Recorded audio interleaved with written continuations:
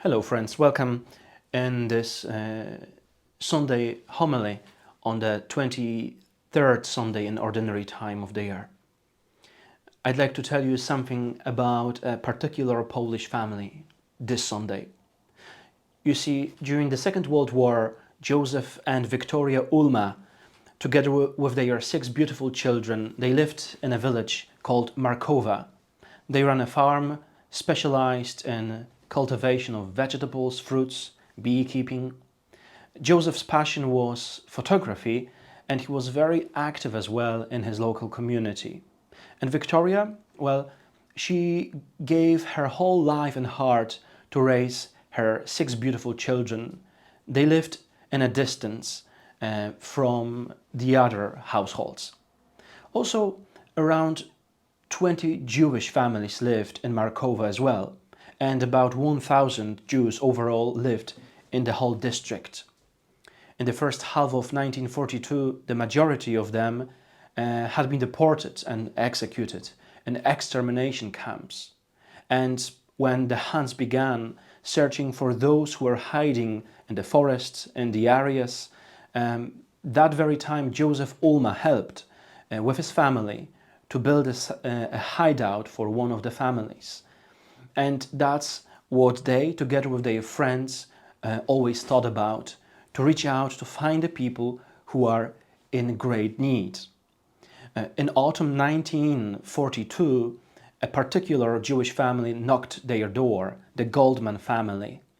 And Josef and Wiktoria Ulma, the couple gave the refuge to those who came into their house, and they sheltered in the attic of their house the whole Jewish family, soon joined by the daughters of Jews and their granddaughters. And so for over a year, 8 people lived in their house.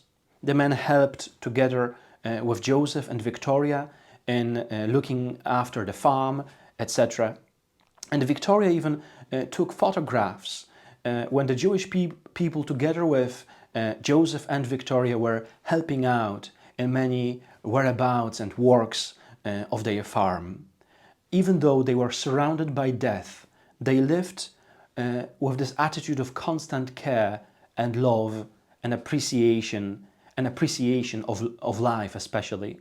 But in March 1944, German police, already well informed, they arrived to Ulma's house.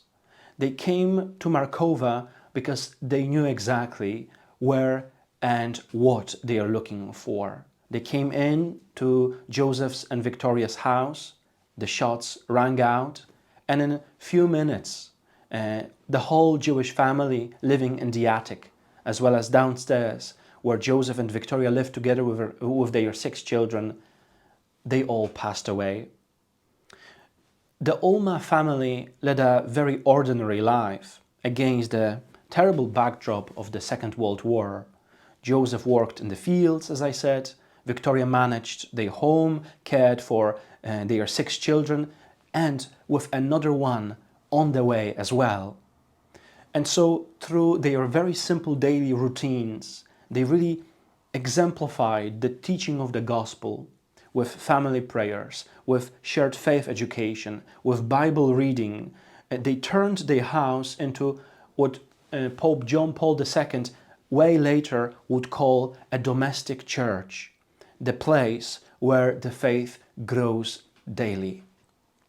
And their story defies the darkness of war, and I'm telling you about the story of Ulma's family today, especially because this is a day, the 23rd Sunday in Ordinary Time, today on the 10th of September, when the beautiful Ulma's family is beatified in Poland. Ulma's family is a story of power of love, of power of compassion, power of sacrifice, all of that amidst the darkest of times. And I'm telling you the story of Ulma's family today in the context of St. Paul's invitation. Love is the one thing that cannot hurt your neighbor. Love is the one thing which cannot hurt your neighbor. That's what St. Paul in the second reading reminds us today about. And notice that both the Gospel from St. Matthew as well as the first reading from the prophet Ezekiel, all of these presume the very same thing, to care for those who are around us and to correct, which eventually means to offer our ability to love and to forgive to those for whom we are concerned. Love is the one thing which cannot hurt others, St. Paul reminds. But the lack of love is the thing which can hurt others.